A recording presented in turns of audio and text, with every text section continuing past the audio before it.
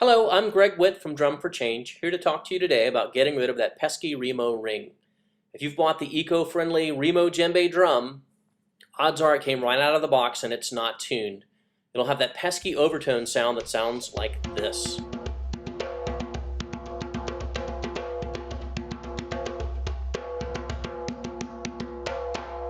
But if you want a more natural, dry-sounding instrument, there's a quick and easy fix. Start by disassembling the drum. Use the wrench that came included, backing the lugs off 1/4 turn at a time until you get them finger loose. And then just loosen them up enough that you can take the hooks off of the retaining ring.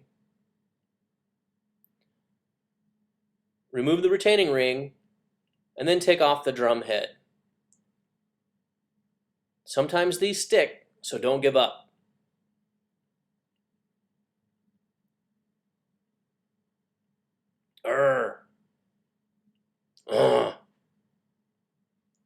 Rumph.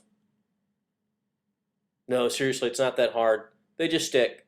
Don't give up. Just continue to wrestle with it. You're not going to hurt the drum.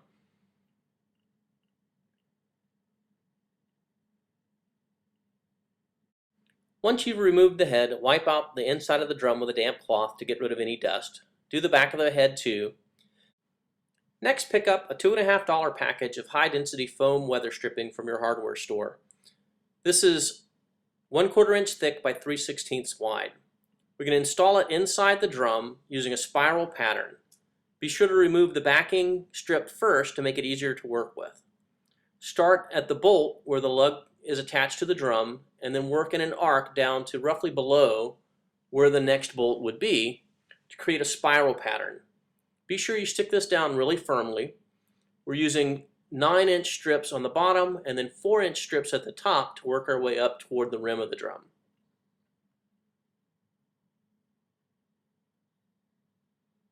Ultimately, you have this vortex pattern that reshapes the sound as it exits the djembe. Then flip the head over and use two 2-inch strips below the Remo logo. Then use an old candle, paraffin, or beeswax to lubricate the rim and edge of the drum so that the head will reinstall more easily.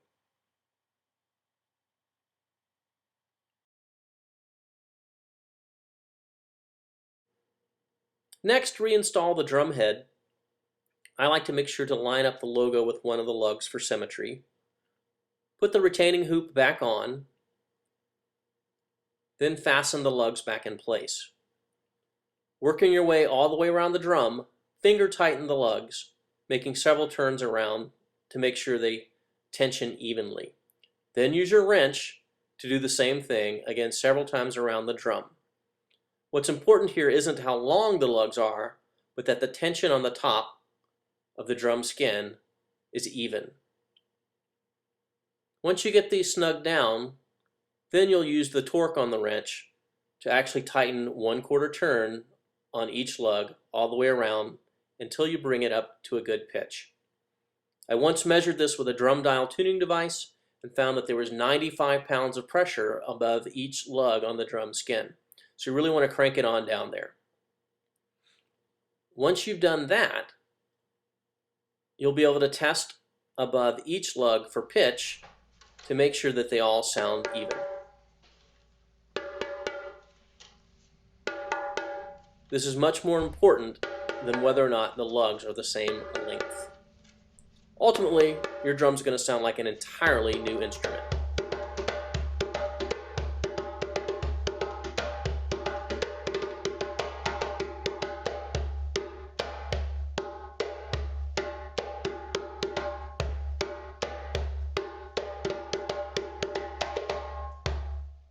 Thanks for tuning in. I'm Greg Witt with Drum for Change.